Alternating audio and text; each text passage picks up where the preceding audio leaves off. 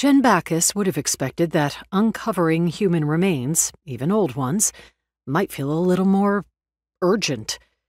Yes, she understood that last week's triple homicide took precedence over some half-century-old bones, and she appreciated that the coroner's people were still here. But considering how chaotic her own last 48 hours had been, chaotic and apprehensive and filled with jolts of memory, are those human teeth? That stopped her in her tracks. She had not expected her initial skin-crawling shock to give way to something shamefully close to exasperation. I should just accept defeat and close the estate for a few days, she thought for the 50th time.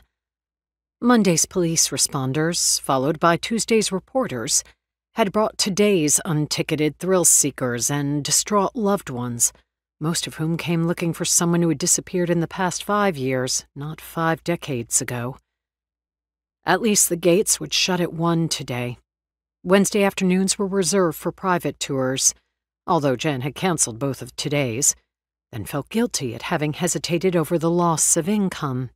She also tried not to think of the cost of the extra guards needed to keep the gawkers at bay, or of the psychologist they'd brought in both to dispense comfort and advice to the grief-stricken and to counsel any estate workers disturbed by Monday's events.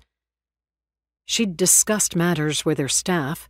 Should they close the estate until it blew over, or simply deal with matters here and now? She did not bring up any financial consideration. That was her problem, and she didn't want to appear ghoulish. In the end, they all decided to hold out.